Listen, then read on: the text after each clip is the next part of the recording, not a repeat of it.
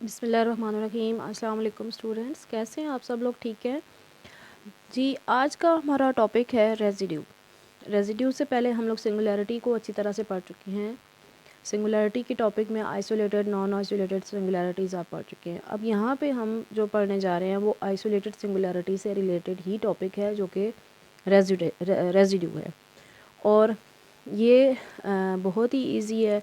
इंशाल्लाह जैसे मैं आपको करवाऊँगी तो आप लोग इसको इजी पाएंगे। तो स्टार्ट करने से पहले एक ही मेरी रिक्वेस्ट है आपसे कि आप मेरा चैनल देख रहे हैं मैथ टीवी, इसको लाइक करें अगर आपको मेरी वीडियोस पसंद आती हैं, और सब्सक्राइब भी करें और साथ में शेयर भी करें अपने दोस्तों से, ताकि उनको भी इन वीडियोस से फ़ायदा हो सके। रेजिड्यू कहते किसको हैं? रेजिड्यू एक्चुअली आपके पास जो लॉरेंट सीरीज़ हमने की थी लास्ट टॉपिक सिंगुलैरिटी में, अगर जिन लोगों ने नहीं की हुई तो वो प्लीज़ मेरे वो टॉपिक्स देख लें, वो वीडियोस देख लें। तो Laurent series in Lorentz expansion of any function f of z, coefficient of z minus z not power -1। तो इसका कोफिशिएंट आपके पास bn होता है। ठीक है, आपके पास क्या होता है? bn होता है। About the isolated singularity z minus z not is defined as the residue of f of z at z is equal to z not. ठीक है, तो आपको ये बात बताती चलूँ कि जब आपने किसी भी f ऑफ z को एक्सपेंड किया, ठीक है, एक्सपेंशन के लिए हम दो सीरीज़ यूज़ करते हैं। एक हम लॉरेंट सीरीज़ यूज़ करते हैं, दूसरी हम टेलर सीरीज़ यूज़ करते हैं। अगर तो आपका फंक्शन एनालिटिक है, ठीक है, तो जब आपका फंक्शन एनालिटिक है तो वहाँ पे कौन सी सीरीज़ यूज़ करेंगे? एनालिटिक फंक्शन अगर हुआ आपके पास, वहाँ पे आपके पास सिंगुलर पॉइंट कोई नहीं है, तो आप सिंपली टेलर सीरीज़ यूज़ करेंगे एक्सपेंशन के लिए। और अगर आपके पास सिंगुलैरिटी मौजूद है, ठीक है, सिंगुलैरिटी अगर आपके पास है तो फिर आप उस फंक्शन को लॉरेंट सीरीज़ के साथ एक्सपेंड करेंगे, और उस लॉरेंट सीरीज़ में आपके पास दो पार्ट आएंगे। पहले भी मैंने, ये एनालिटिक पार्ट है, ठीक है, इसको ये टेलर सीरीज़ का भी पार्ट है। ठीक है, अगर आपके पास एनालिटिक है तो ये आपके पास जस्ट ये पार्ट यानी टेलर सीरीज़ यूज़ होगी, और ये टर्म आपके पास ज़ीरो होगी वहाँ पे। ठीक है, अब यहाँ पे आपके पास ये टर्म लॉरेंट सीरीज़ के अकॉर्डिंग, ये टर्म आपके पास एनालिटिक पार्ट या जनरल पार्ट इसको कहते हैं, और this part is called principal part. ठीक है, तो हमारा काम इसी, हमने पहले भी सिंगुलैरिटीज़ में इसी को यूज़ किया है, अभी भी हम इसको यूज़ करेंगे।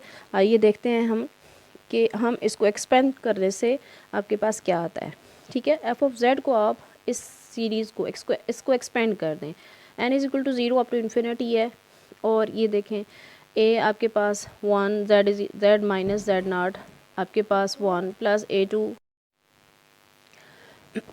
और आपके पास यहाँ पे plus A3 z minus z cube z naught का whole cube plus up to, ये इसकी एक्सपेंशन हमने ये कर ली है। ठीक है, अब नेक्स्ट पार्ट की एक्सपेंशन यहाँ पे दरम्यान में ये डॉट्स यानी ये पार्ट अभी भी अप टू इन्फिनिटी तक एक्सपेंड हो सकता है। नेक्स्ट फिर आपने इसको स्टार्ट किया z minus z not power -1 plus B2 z minus z to power -2, और ये आपके पास अप टू अच्छा सॉरी, यहाँ पे आपकी एक और टर्म आती है, क्या? A0। ठीक है, A0 plus A1 Z minus z not power 1 plus A2 Z minus z not power 2, और अप टू सो ऑन, क्योंकि हमारे पास n जो है वो ज़ीरो से स्टार्ट हो रहा है। ठीक है, अभी आपके पास जो कोफिशिएंट होगा B1 जो कोफिशिएंट है, दिस इज़ कॉल्ड रेजिड्यू। ठीक है, अब हमारा किसी और चीज़ से कुछ मतलब नहीं है। अगर हमें ये B1 मिल गया तो हमारा आगे से किसी से कोई ताल्लुक़ नहीं है, हमने उनको नहीं छेड़ना। ठीक है, यहाँ से हमने क्या करना है, इसको आगे आप सॉल्व करेंगे, आपको आसानी से समझ आ जाएगी कि हमें तो सिर्फ कोफिशिएंट चाहिए, वो मिल गया तो हमें रेजिड्यू मिल जाएगा। तो हमारे पास तीन केसेस हैं to find residue. Case number 1 हमने लिया है।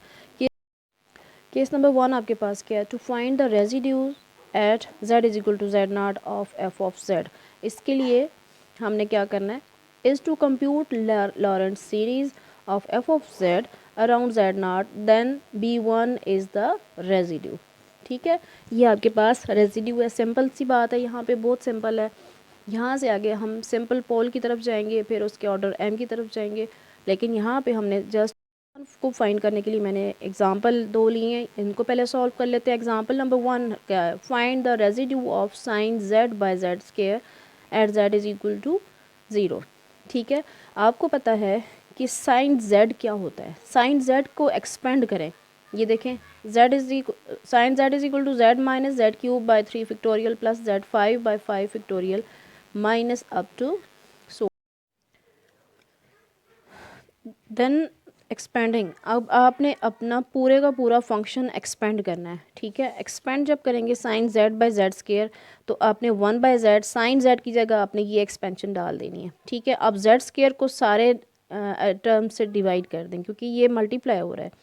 तो z बाई जेड स्क्वायर होगा तो एक z कैंसिल होकर 1 बाई जेड रह जाएगा, माइनस z यहाँ से एक पावर z की रह जाएगी, z cube by 3 factorial plus z5, z cube से z स्क्वायर कैंसिल हो गया, यहाँ पे जस्ट z रह जाएगा, z5 से z स्क्वायर से कैंसिल हो z3 रह जाएगा। ठीक है, अब ज़रा देखें आपके पास यहाँ से सिंपल नज़र आ रहा है, ये बहुत आसान सा मेथड मैंने आपके लिए किया है, कोई और आपने काम नहीं करना। अब अगर आप एक्सपेंशन कर सकते हैं एक्सपेंशन करें उस फंक्शन की, और जो आपके पास कैंसिलेशन हो सकती है, कैंसिलेशन करने के बाद आपके पास जो माइनस में आपके पास टर्म आ जाएगी z की। ठीक है, यानी z पावर -1 देख लें, कोई और टर्म नहीं है। तो यहाँ से फिर आपने क्या करना है कि इसका कोफिशेंट ले लेना है, z power it is the only term of z minus 0। ठीक है, z minus 0 power -1 means z minus z0 power -n। ठीक है, तो यहाँ पे z0 आपके पास 0 आ जाता है क्योंकि z के साथ, तो हम सिर्फ लिख सकते हैं z माइनस 0, z0 की जगह हम यहाँ पे -0 माइनस z0 कुछ भी नहीं है तो हम z माइनस 0 पावर -1 लिख सकते हैं is equal to z power -1, यानी इसको ऊपर लेके जाएंगे तो ये बन जाएगा, और अगर इस तरह लिखें तो यूँ भी लिख सकते हैं। तो coefficient of z power -1 is 1। ठीक है, इसकी या इसकी कोफिशेंट आपके पास यहाँ पे क्या आ रहा है, 1 है। यही आपके पास क्या है, ये रेजिड्यू है। बस बहुत आसान सा है, residue at z is equal to 0 is equal to 1। अच्छा, मैंने आपको यहाँ पे नहीं बताया कि अगर आपके पास ये z नॉट है तो हम इसको लिखते कैसे हैं। And can be written as residue, RES लिखने के बाद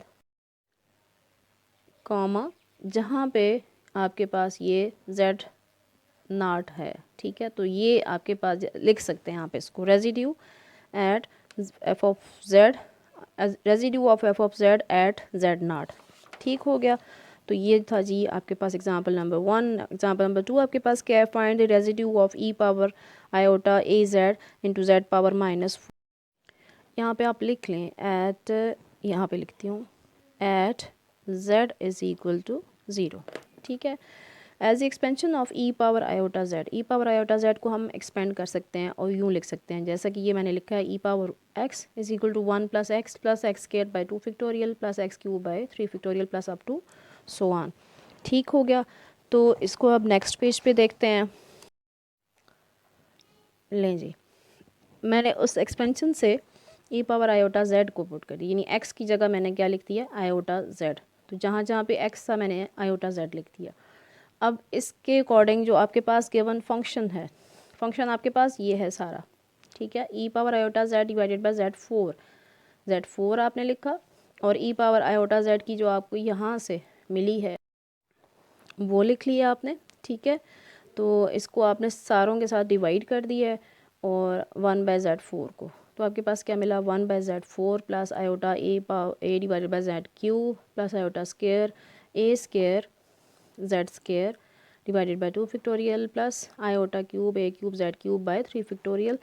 और जब इससे मल्टीप्लाई हुआ तो आपके, तो यहाँ से आपके पास क्या आ गया, 1 by z plus up to so on. ठीक है, तो हमारे पास z पावर 1 की जो आपके पास यहाँ पे आ रहा है वो कोफिशेंट होगा, यानी b1 आपके पास क्या आ रहा है, at z is equal to 0। b1 is residue of f of z at z is equal to 0 iota cube a cube divided by 3 देखें ये आपके पास आ गया है। ठीक है, ये आपके पास आ गया, ये कोफिशेंट आ गया 1 बाय z का, इसको हम b1 कहेंगे। क्या कहेंगे, B1। तो यही आपके पास रेजिड्यू है। Very simple. इसी तरह से आपके पास जो भी क्वेश्चन है एक्सपेंड कर सकते हैं, उसको एक्सपेंड करें और B1 की वैल्यू फाइंड करेंगे तो आपके पास वो कोई सी न्यूमेरिकल वैल्यू आ जाएगी, जैसा कि ये आई है। तो इस तरह से आप सॉल्व कर सकते हैं।